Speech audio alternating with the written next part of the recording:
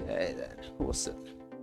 All right then, well, I'll just do another introduction for the live stream. Welcome everybody to our Monday assembly ride. This is a group ride we do on RGT, and the idea is it's pretty chilled. We've got the rubber banding effect on, so hopefully it'll keep us all together. I'll ride along at around 2 watts per kilo. We're doing a little repeat of last week because we had some, let's just call them tech issues. But we're going to be repeating our chat on returning from illness and injury back into training.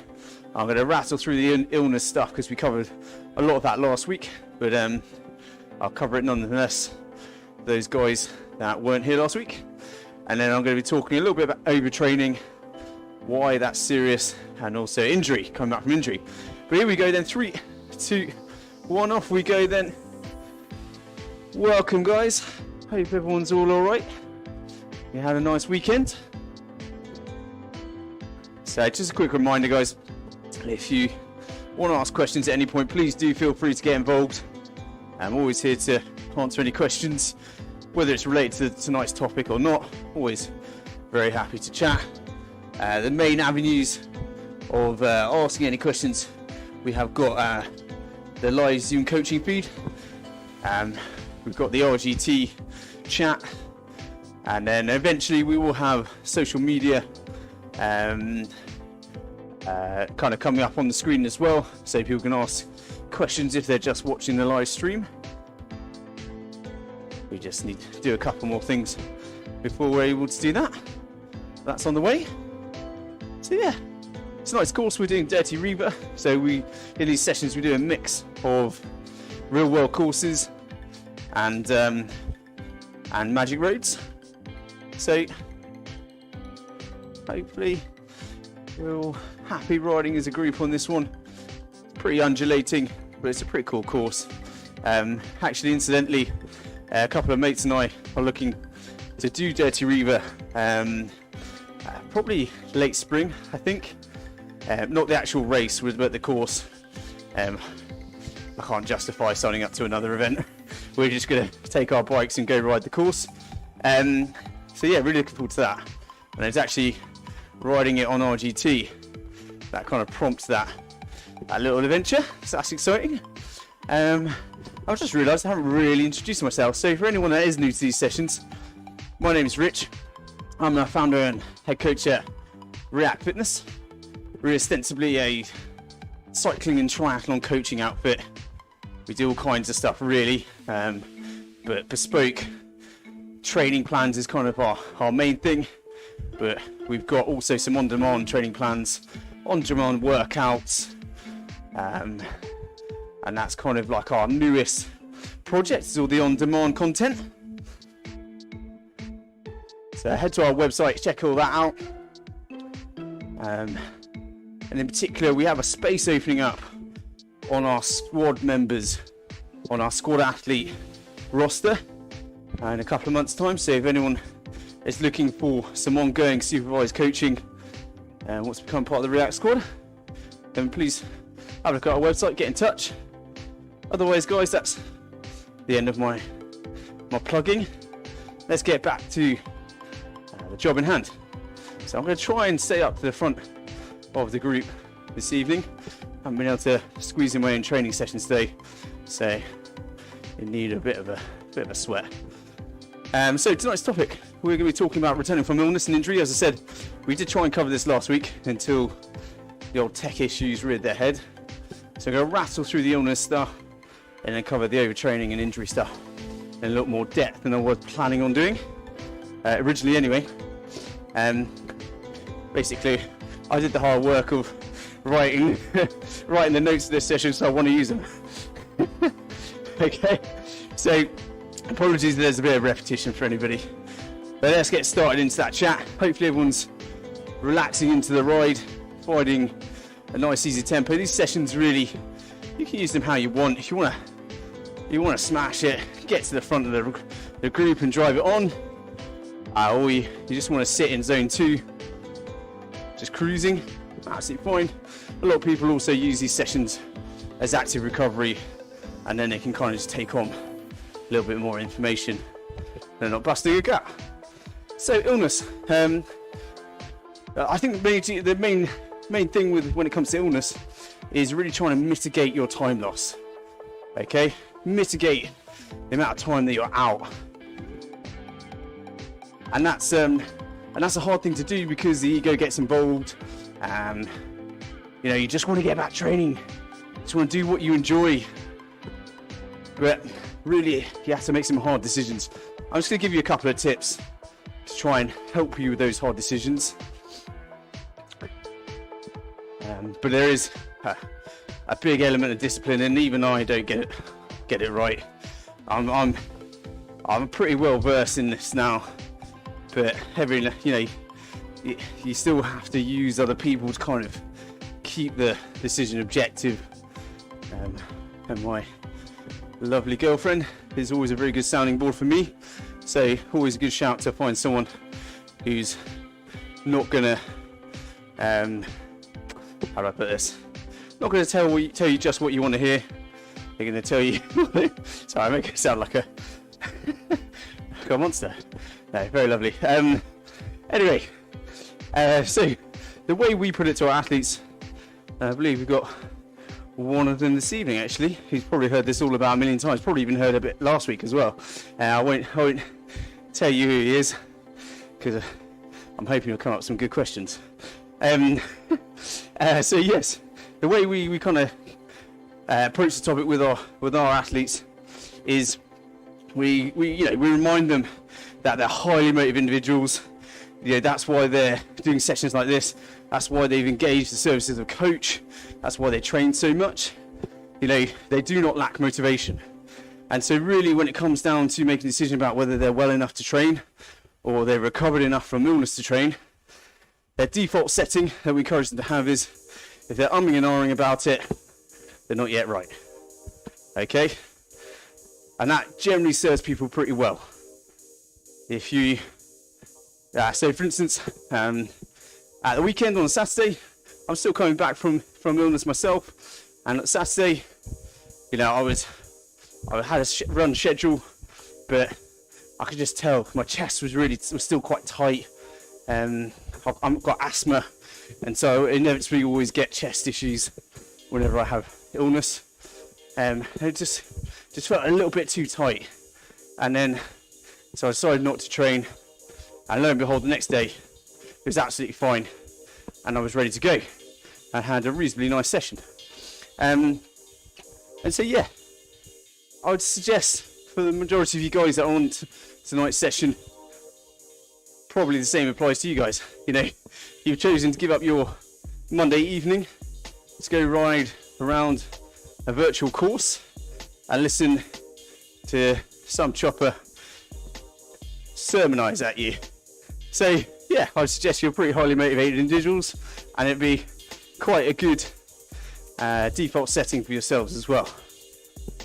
And then the other consideration I tend to apply to the situation is whether it would be fun or not. And I said last week, I was due to race when I originally got ill, and I could well have done it, but the deciding factor for me for not doing it was whether it would have been fun. It wouldn't have been. It was a windy day, arguably shouldn't have been on at all, and could have saved me some money, but yeah, it wouldn't have been fun.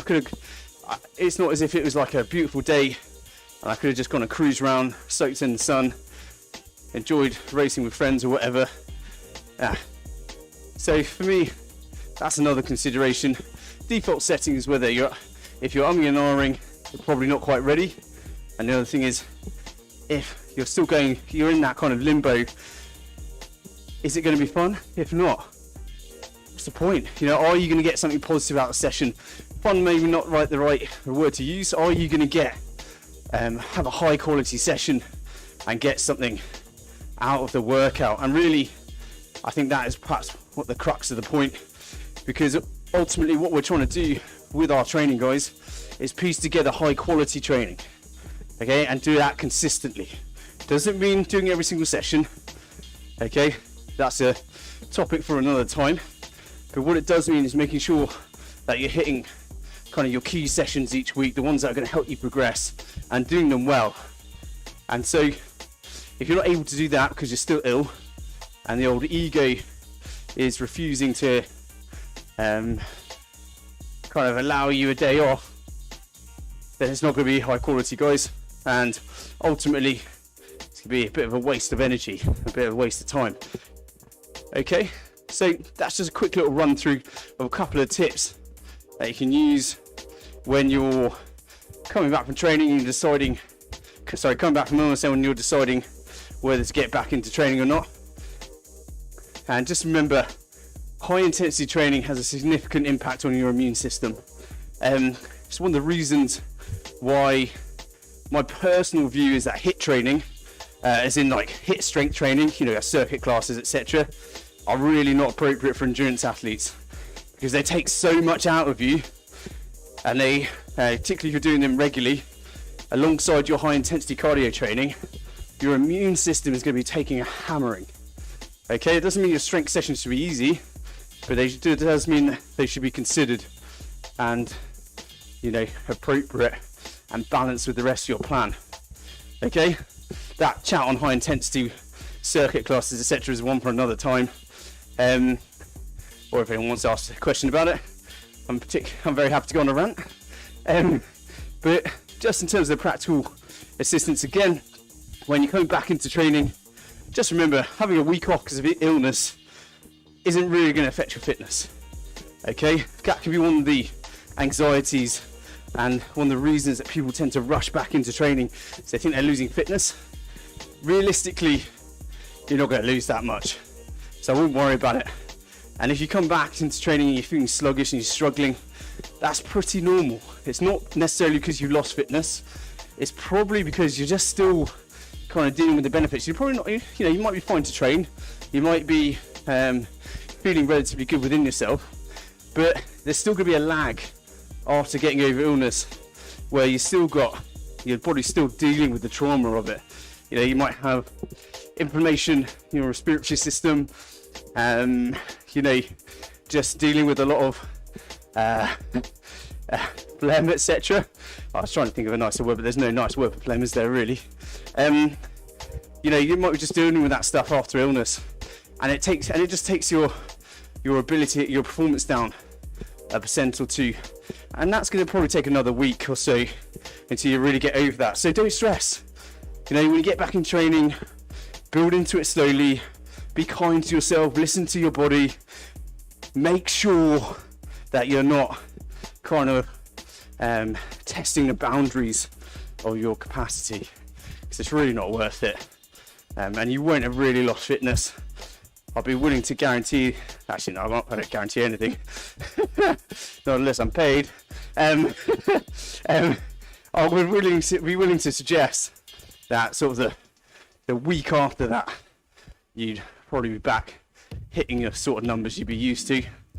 All right. To give you a little protocol, the way we kind of suggest it is when you're getting back into training after illness, day one, just do an easy 30 minutes, super light, come to a session like this, and, you know, really just stay in zone 1. So zone 1, for anybody that's not familiar, is where you can do your active recovery, and that's basically efforts under about 55% of FTP. So that's day 1, super easy, 30 minutes max. Don't be tempted to do more, even if you're feeling good. As I say, you don't need to test the boundaries of your capacity. It's just about feeding the training back in and seeing how your body responds. Then day 2, you extend that easy riding or training out to about 45 minutes or an hour. Again, no intensity, keep it super light. Okay, should be conversational effort. Day 3, that's when you start to introduce a little bit of intensity. And when I say a little bit, I mean little bursts, 1-2 minutes at a time, probably nothing over a threshold, just kind of little bursts, and then see how your body responds to that, both in the session but also after the session. You start to feel kind of wiped, you know, completely drained after the session, then yeah, it depends, you probably weren't quite ready. Okay, and then basically, guys, if you have any significant reaction from any of those days, you might want to go back to the beginning and start again, which will be hard to make yourself do. but it'll be worthwhile. So once really you've only kind of done that, can you start to think about full training? And even then, like I said earlier, you're probably looking at another week before you're back firing on all cylinders. So, you know, continue the slow process, feeding that intensity slowly. You know, I think it's the sort of thing, it's kind of common sense. And if you've got a coach, get them to do it for you. Okay, so that's the illness stuff. Hopefully, you know, that was kind of what was going to take up most of this session, but we covered a lot of it last week, albeit in a disjointed way. At least you got to see my terrified face as the text started to melt down. And well, the other stuff that's going on as well. So next, what I was going to talk about was overtraining and injury. But before I do, I just wanted to stop for a second, give people an opportunity to ask any questions that they might have. So again, feel free to use RGT, Zoom preferably, because I can see that a little bit easier.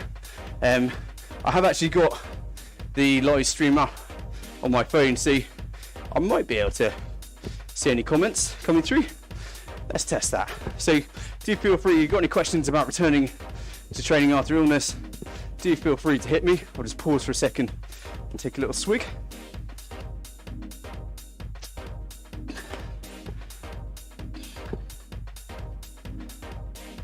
Now there, guys, just relax. Yeah.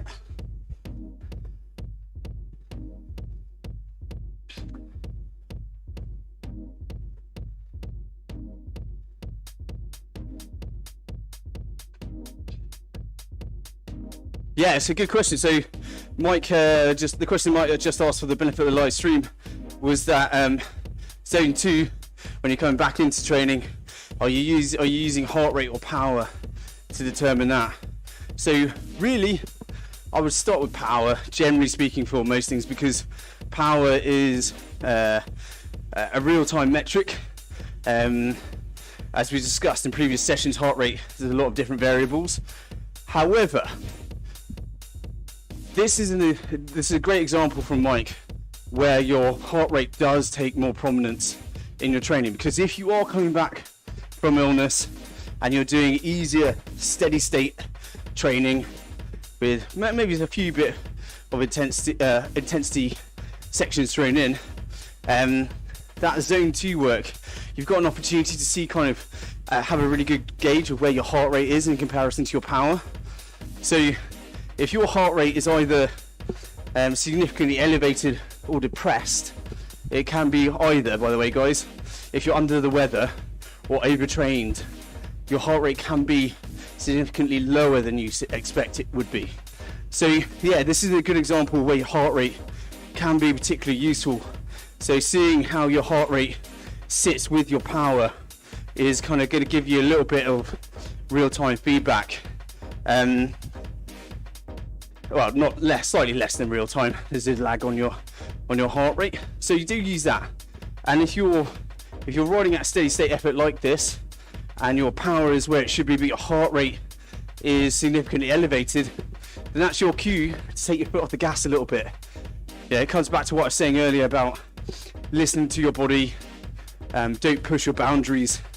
So, and again, in conjunction with heart rate and power, use rate of perceived exertion, your effort out of 10. So if you're riding at 65% of your FTP, your heart rate's a little bit elevated and it just feels harder than normal, then again, give yourself permission to take your foot off the gas, because when you are returning from illness, your goal really isn't performance related. I think that's the right thing to say. I don't want to confuse anyone, because otherwise why would you be training? In that kind of week after illness, you're not so focused on performance.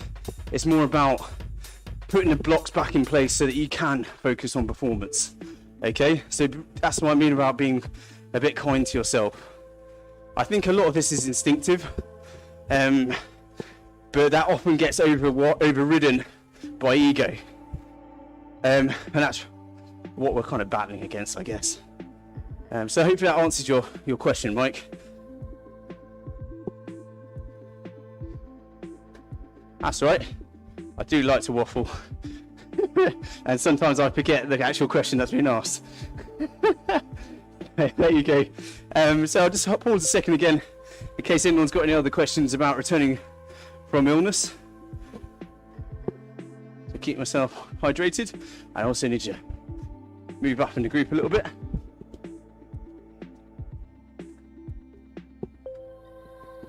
If you do need a helping hand in keeping yourself at a lower intensity, riding with a mate is always a good thing, because I don't know if anyone else finds it, but when you get talking and you get engrossed in a subject, yeah, your power comes off, as I've just demonstrated, and now I'm trying to work my way forwards in the group again.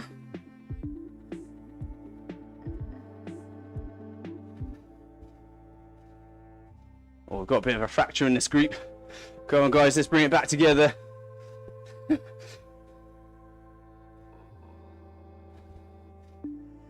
Got a lovely little climb to get through now. Little nudge. You'll notice that I've got the turbo sensitivity turned right down, and that's so I can breathe. Okay. So if anyone's got any more questions on coming back from illness, or you think of something later, don't worry, just ask away.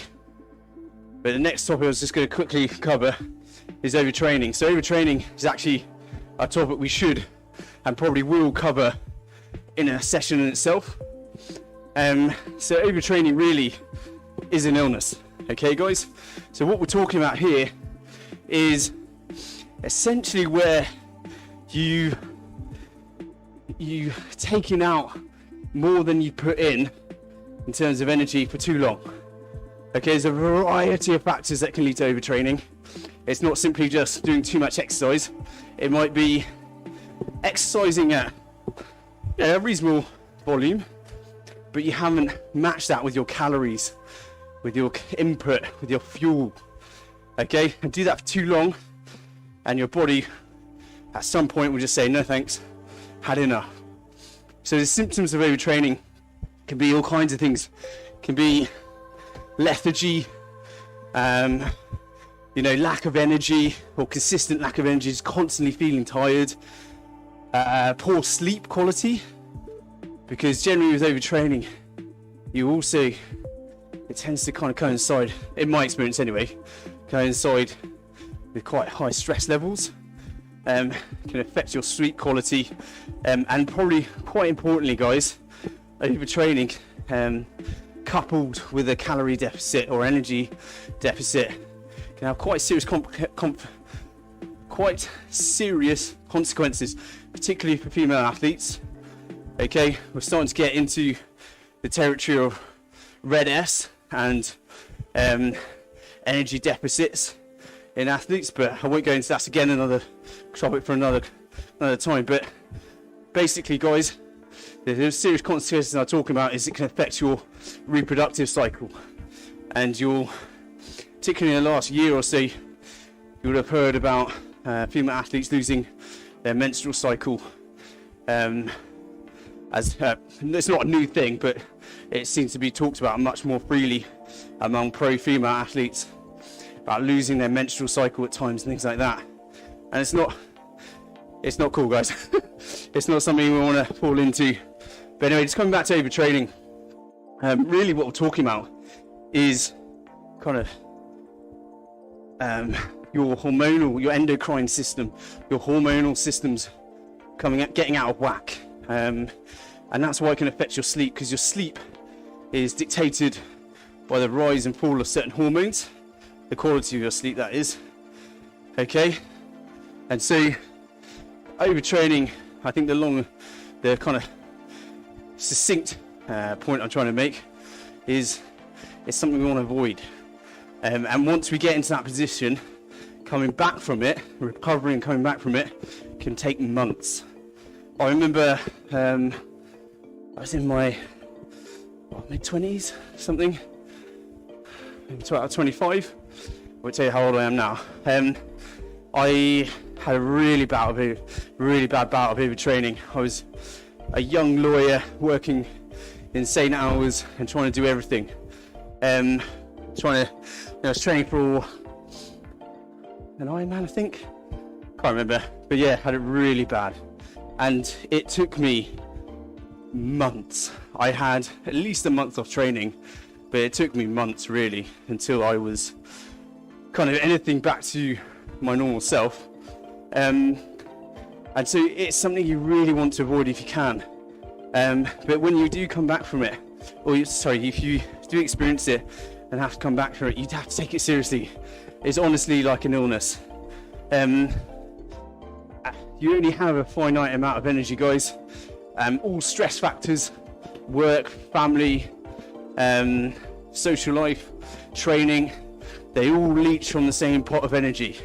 Okay, so when one is in the ascendancy, others you have to compromise.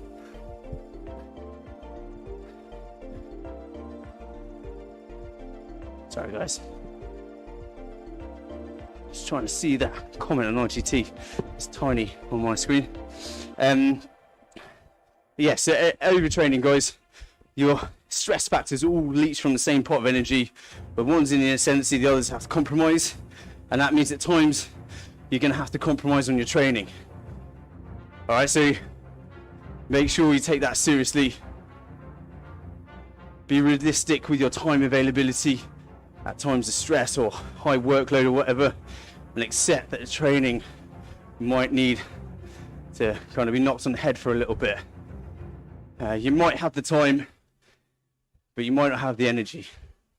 All right, so that's more of a warning than anything.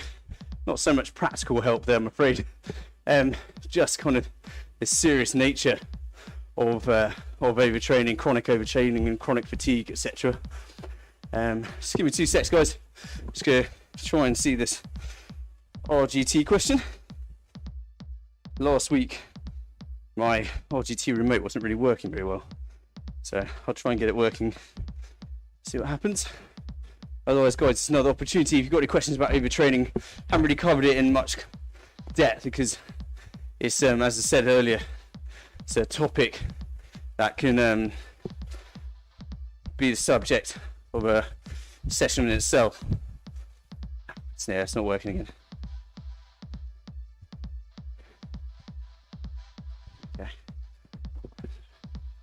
Okay. Let's just see if I can pick it up.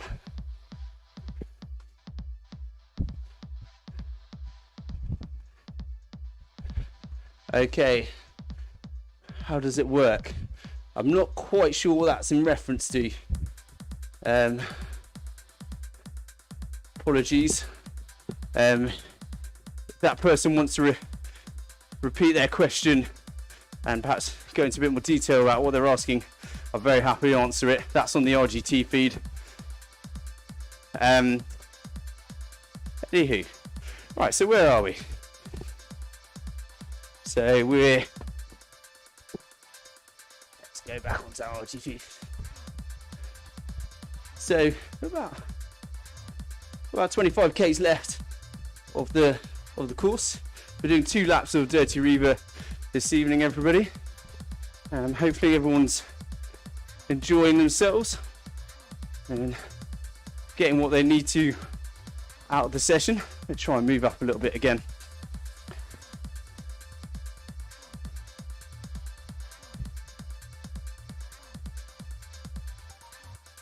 All right, come on, let's get going. Let's see if we get to the front.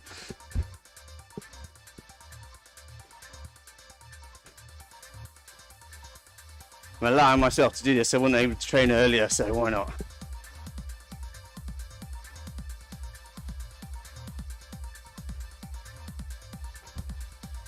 Oh, I think that's enough. Okay, so the next thing I was going to discuss was returning from injury, and this is something again we weren't really able to cover last week. So hopefully we can get stuck into this in a little more depth.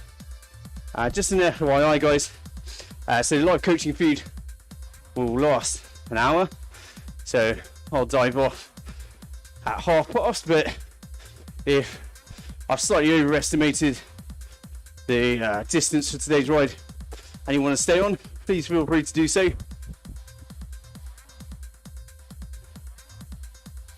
Yeah, for another half an hour of me waffling away. So injury. This subject is very similar to illness, really. Your goal with injury is to try and mitigate and minimise the amount of time that you're off training. And I think our biggest piece of advice is don't put off getting medical advice. We see it so often with athletes putting off seeing someone. And yeah, I get it. Seeing physios, etc., doctors, it's expensive, it's time consuming. But guys, let's face it, it's so frustrating being injured and not being able to do what you love. So try if you can, don't delay. Particularly at the moment, if you're on the NHS. I mean, guys, it's ridiculous. So don't delay. Get in to see that GP, get that referral, or if you're on private medical, get that request in ASAP, get in to see a physio if you think it's serious. And I think generally we all know instinctively, again, when there's something that requires medical or physio attention, and when it's just maybe a little muscular strain or something. I think we all have that innate ability to judge for ourselves. Basically, if it hurts every time you go out training, you need to see someone. Okay, if it's not getting any better after a week or 2 weeks, you need to see someone. And I think our attitude should be similar as to illness, because the longer you delay, the longer you're going to be out. Because even if you get a favourable diagnosis, you're still going to need to do rehab, etc. And so I think sometimes there are grey areas though, similar to illness, when you're perhaps coming back from illness, grey areas where it is just a niggle, a slight muscle strain or something, and you could potentially train with it and do pretty well. It's not perhaps overtly affecting your performance or your ability to train. I think at that point it really comes down to a risk assessment, not to sound too much like a I don't know what, like a lawyer or something like that. Yeah, a risk assessment, just assessing how high the risk is. And I guess this particularly comes into light when it's a race. You're carrying a little bit of a niggle. Is it worth racing on it? It's all the commonsensical factors you have to take into account. How important is the race? Okay, how high is the risk that you'll properly injure yourself? Even if the race isn't important, it's the early season. I mean, do you really want to have to really sort out an injury midway through a season, or is it end of season and therefore you got more time after the race to recover and perhaps do the things that you should have been doing before? I think it's a really difficult one, and when you're umming and ahhing about injury, it's not always as straightforward as it is with illness, and I think that's the time where you really want the advice of a family member, a partner, or a coach if you have one, just to assess that risk and perhaps take your own prejudgments out of the equation and get an OBS assessment from someone else. But when it comes to small little niggles, just like a hamstring strain, or not even a strain, maybe just sometimes I get knots in my hamstring every now and then.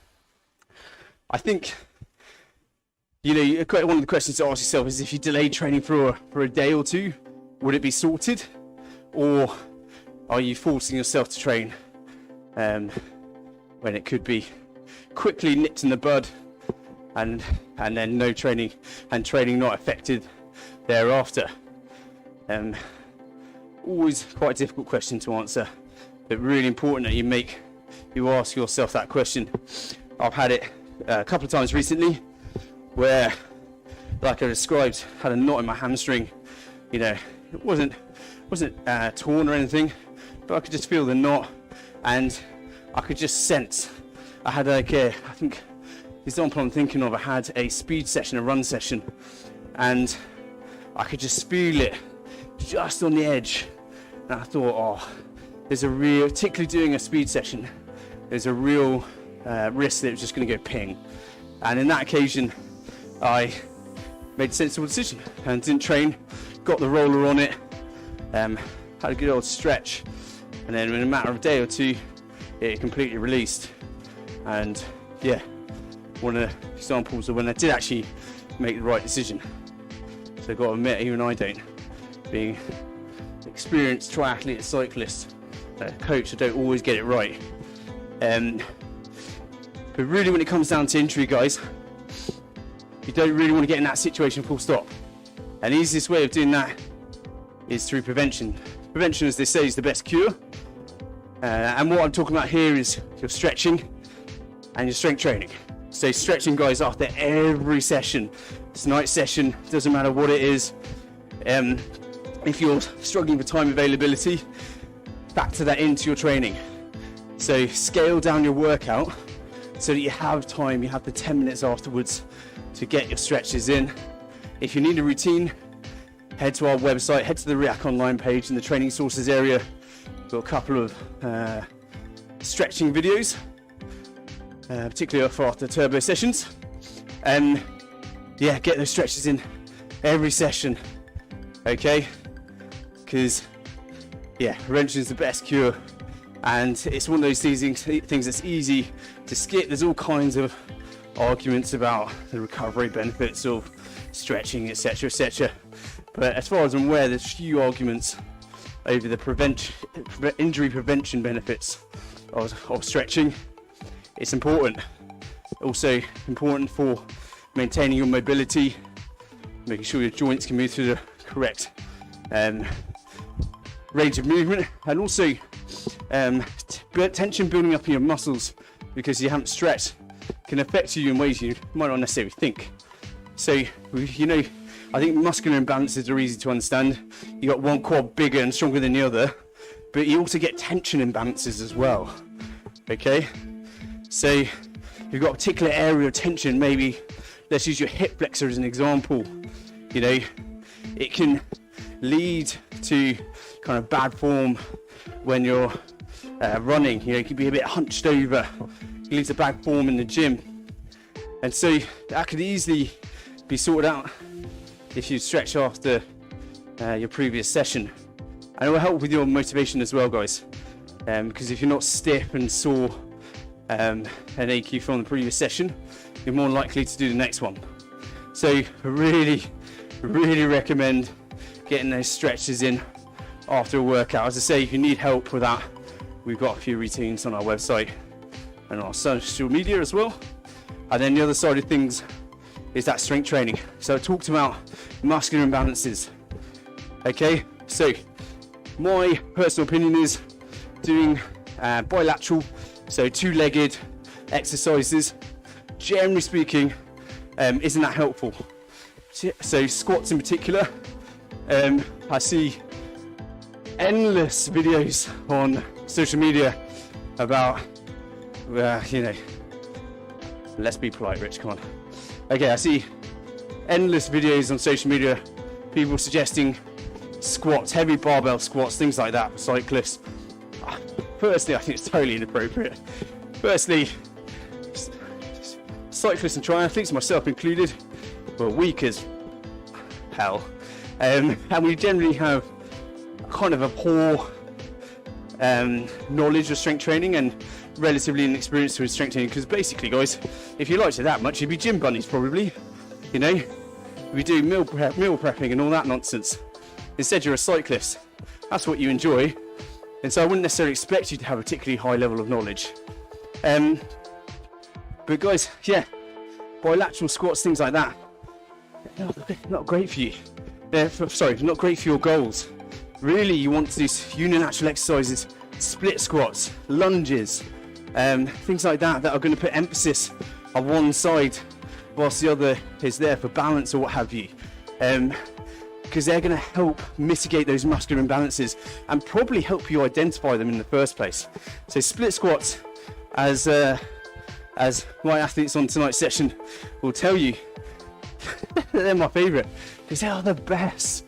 They are savage, and you don't need much loading, but they will tell you if you are weaker on one side than the other.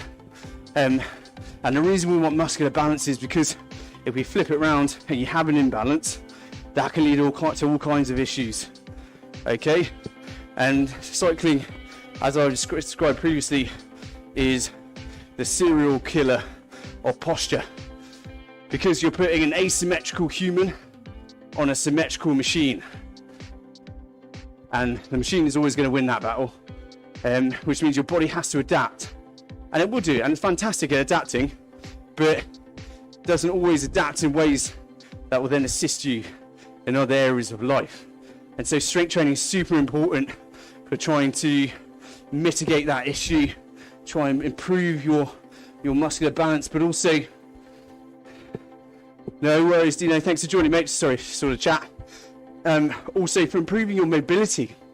That's something that we've covered recently in our strength workshops, which I really would recommend, guys. Anybody watching, come to our Tuesday evening strength workshop. It's totally free, and it's exactly the sort of stuff that we cover about building mobility.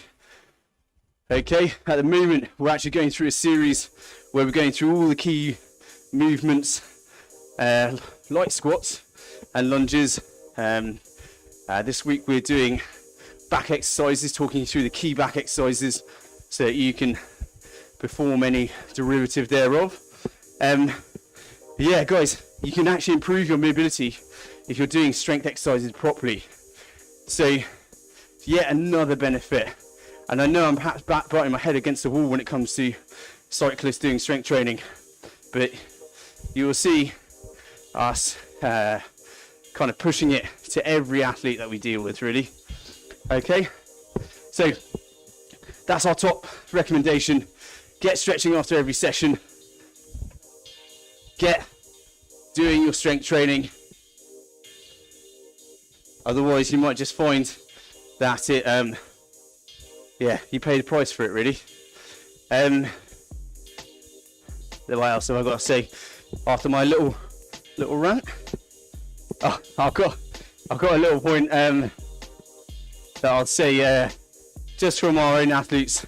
It can be very clear which ones are doing their stretching and strength training regularly, and those that aren't. And I know word of a lie, guys. The ones that do it regularly are the ones that generally progress at the fastest rate. And that's simply because they can train more consistently as a result. So you might not see it having performance benefits, but indirectly it really does. Okay?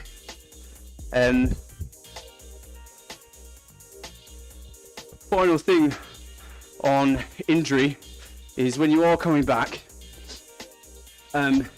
it's also obvious those that take their rehab seriously, because your rehab, guys, doesn't stop when the physio discharges you.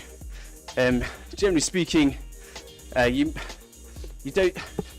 might not get like a full rehab plan that's kind of long term. You might just get something that's going to correct the issue, and then really you probably do with seeing a personal trainer or strength and conditioning coach to take that rehab long term. Because as I say, if it's just down to a muscular imbalance or mobility issue, kind of once you've been discharged, that's not the end of the issue. A lot of things, a lot of injuries basically last forever. You know, this an example I have, I often get Achilles tendinopathy, and it's just something I have to manage on an ongoing basis. I know it's probably never just going to stop, so I always have to keep doing my calf exercises, making sure I'm keeping my range of my ankle mobility to a certain level, and just managing it. So yeah, guys, that's another thing about injury. Don't stop doing your rehab exercises. just because the physio says you're good to train. Keep doing them, get professional advice so you can expand on them, and yeah, keep it going and build that rehab into your strength training so that you can do it on an ongoing basis. So as I say, it doesn't just go away. Yeah.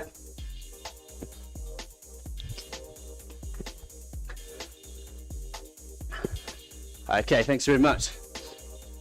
So I just pointed to the RGT chat. Strength training, how frequency? Yeah, thanks for that. So strength training should be built into your plan and complement your training. So it does depend on the phase of your season as to what you do and how frequently. Just an example, some of our guys are now moving into their 14-week build to their goal event.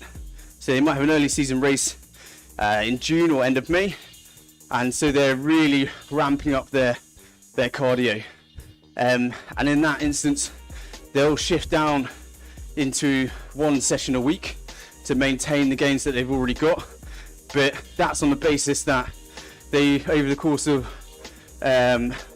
late autumn and winter, they've been doing at least a couple of sessions. Realistically, I'd love for them to do 3, but I also have to be realistic myself. So yeah, I suggest in the off season and when you're not in the kind of considered build to a specific event, I would suggest at least 2, and you want to make sure you're hitting all the key muscle groups. So in particular, the hip stabilizer muscles, so your abductors, adductors, your glutes. For cyclists, endurance athletes, hip stability is kind of like the key area. I meant to talk about this a few times, but basically if your hip muscles, the muscles around your hips are weak, your knee is going to go all over the place. And I don't think I really need to explain that much further, as you can see, until you can kind of see how that might be an issue. If your foot plants or you stamp down on the pedal and your knee is deviating all over the place, yeah, there's an obvious risk there. So yeah, at least once if you're in the build phase to a goal event, ideally at least 2 otherwise. And then when you are in the week, or maybe even 2, yeah, maybe the week before and the week of your goal event, you want to stop strength training completely. And that's because it takes a lot out of you. Strength training does a lot of muscle damage, and when you're in your taper to your big event, you don't really want to be dealing with that level of muscle damage. You want to be freshening up, you want to be building muscle, recovering, getting ready to smash your event. In terms of the type of strength training, again, that will change depending on where you are in your season. And I think there is a bit of discussion over this. My preference really, because strength training takes so much out of you, is to do the really heavy lifting stuff over the winter, because that's when your cardio volume will probably, depending on what you're doing, will be at its lowest. And to do any kind of power stuff at that time as well, because power, like high powered plyometric stuff, there's a high risk of injury. And so really when you're coming into the build towards your goal event, you're doing more maintenance stuff, making sure, working on stability, working on mobility, and just maintaining the work that you've done earlier in the year. So hopefully that answers your question. Unfortunately, it's the coach's favourite. It depends, but at least two a week, I would say. And then it comes down to, are you doing full body sessions? Are you doing split workouts? So you're doing legs one day, upper body the other. That's where it starts to get really complicated, and it really depends on the athlete, their time availability, and the blend of their training. So for instance, triathletes if they're in a high volume swimming phase, then we might pull back a little bit on the upper body strength training. Yeah, it gets a bit complicated, and that's probably where someone like myself starts to earn their money, or they start to add their value. But hopefully that at least answered your question to some degree.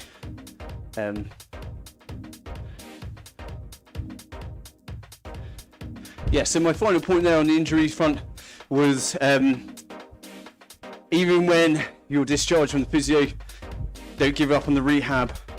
Keep it going, build it into your strength plan, or get someone to do that for you, and then just make sure you're seeing the recovery as a long-term situation. It's quite often that you see athletes pack in the rehab as soon as the physio says they're good to go on the training front, and then in a matter of weeks they're back where they started. It's really sad, actually. I hate seeing that because it's so easily preventable.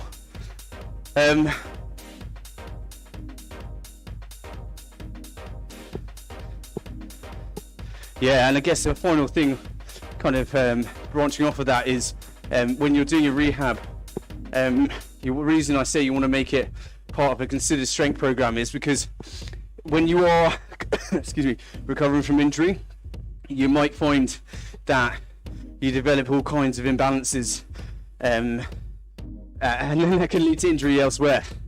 You know, it's quite often you'll see someone has like, say like a knee injury on one side, they rehab it, get back to training, and then they'll injure, you know, the knee or the hip on the other side. And that's because over time, as they've been kind of protecting that injury, they've developed issues on sort of tension or what have you on the other side. And then that goes when you start to really push it again. So, as I say, take a holistic approach to it. Make sure your rehab doesn't just stop. You build it into your strength plan and you hit everywhere basically. And you look for areas of instability, areas of tension, areas of immobility, and keep stretching. So guys, that's pretty much everything I wanted to cover from my end. If anyone's got any questions, please do feel free to hit me up. I've got just about 8.5 minutes before I duck off. If you have any questions not related to tonight's topic, absolutely fine guys, really don't mind. This is kind of meant to be your time. Obviously I look to cover certain things, but always very happy to answer questions and other stuff.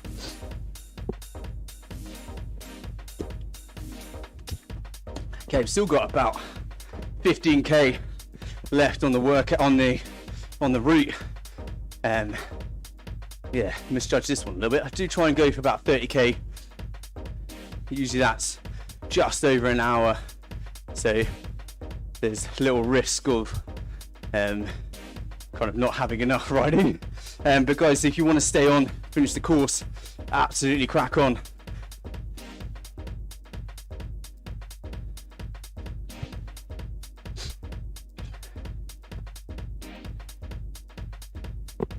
So just pausing in case anyone's got any more questions.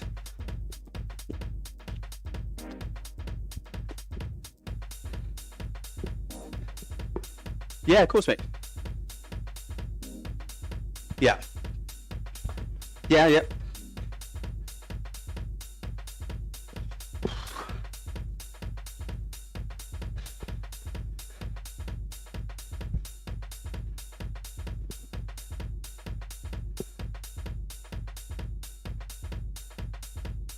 Okay, yeah, it's another really good question. Thanks, Mike. So the question was, when it comes to overtraining, what are the kind of precursors, the pre-symptoms before you get to that point?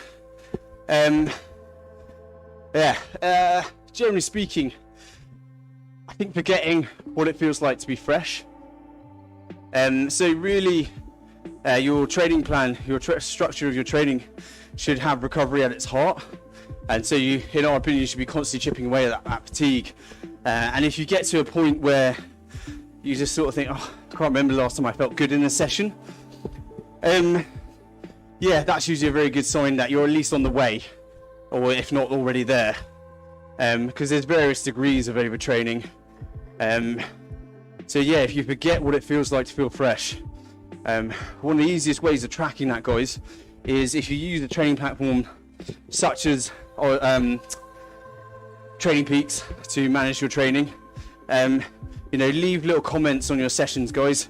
There is also a subjective tracker on there where you can rate your session out of 10 and also how you feel. Other platforms will do something similar. Or in the instance of our athletes, we encourage them to leave comments as often as possible. And really what I look for then is patterns.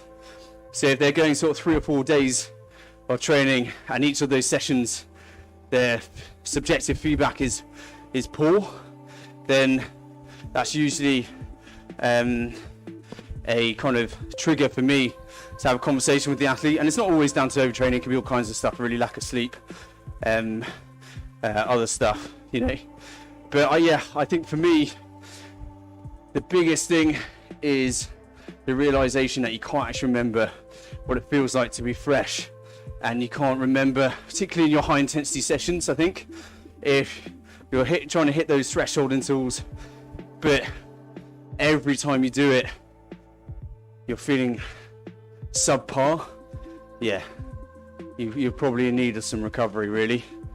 And I think another helpful tip is, if you're going through sessions and each time you get to your session you're umming and ahhing about whether to train, similar to when you're dealing with it coming back from illness. If you're umming and ahhing about whether you're too tired or you don't have enough energy to train, or you're just feeling a bit run down and you're not sure, that instinctive reaction where you're indecisive is usually quite a good indicator that you do things a bit differently. Doesn't always mean not training, to kind of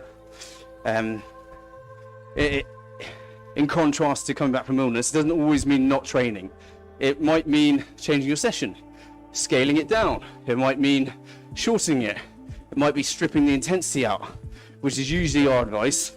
If you're umming and ahhing about whether to train and it's because you're just feeling knackered and you've done so for maybe 2, 3, 4 sessions in a row, it sounds like you need recovery. It sounds like you need to release the pressure a little bit.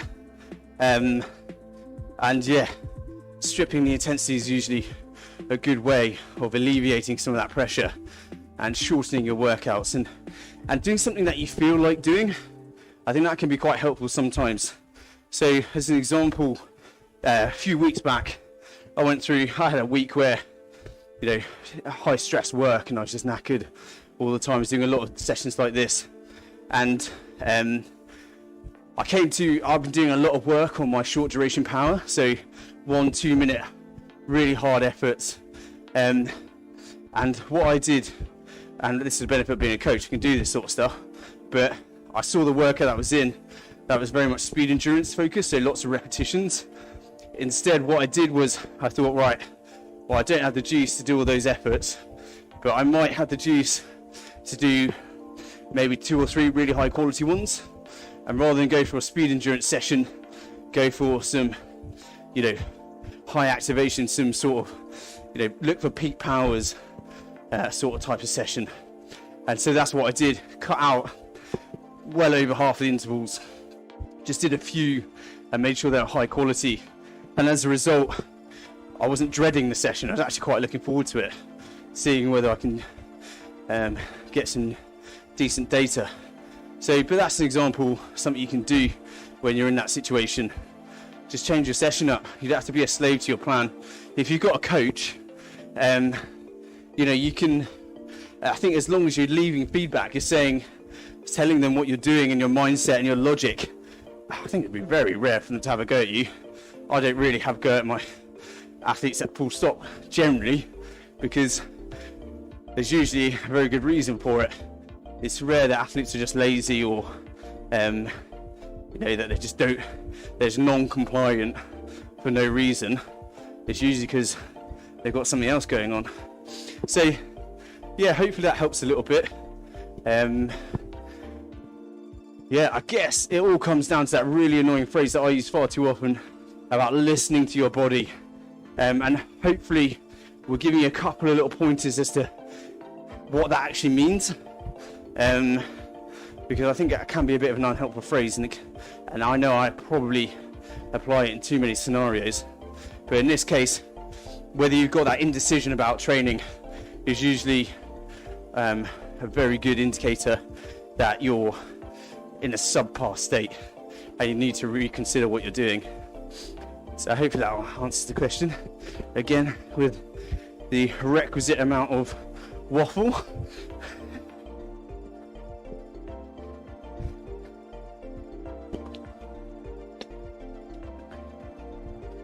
Yeah.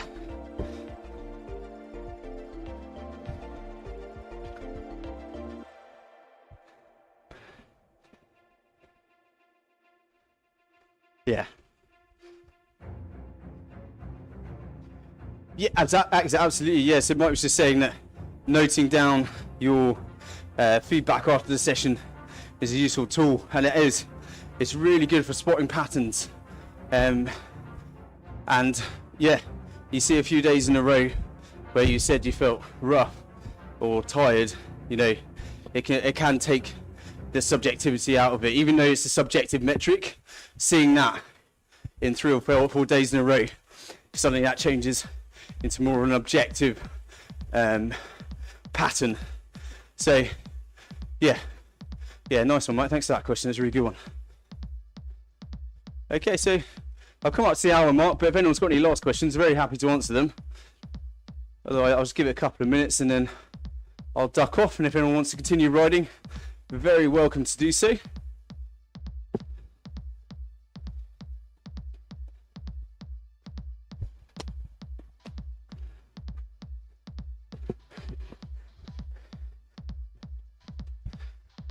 Nice one. Cheers, Geoff.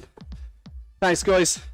Right, unless anyone's got any last minute questions, I'll wrap it up there, but hopefully a few points you can take away from this session.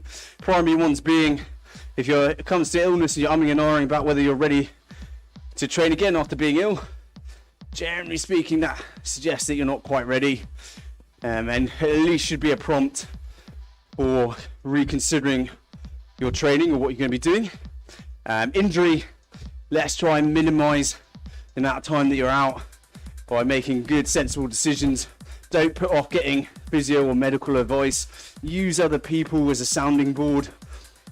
Will your little niggle or whatever you're carrying be sorted with a day or two of recovery and perhaps a little bit of foam rolling or something like that, stretching, then do it. Otherwise, prevention's best cure. So making sure you're stretching after every session, making sure you're doing your strength training. We talked a bit about the blend of that strength training, the frequency. Just a quick reminder, we have a Tuesday evening strength workshop, 6:30 p.m. on a Tuesday. Please come and join that. It's free and it's designed specifically for cyclists, triathletes, endurance athletes. And then we talked about overtraining as well. A couple of good questions there from Mike about the precursors to overtraining, but the long short of it is you don't want to get there because it takes a long time to come back out of that hole. And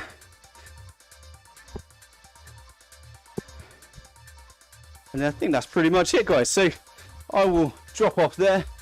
Have yourselves a lovely evening, everybody. Thanks very much for your questions and your company. I hope you got something out of that at least. But yeah, fantastic. Have a great evening, everyone. Look after yourselves. Take care, everyone.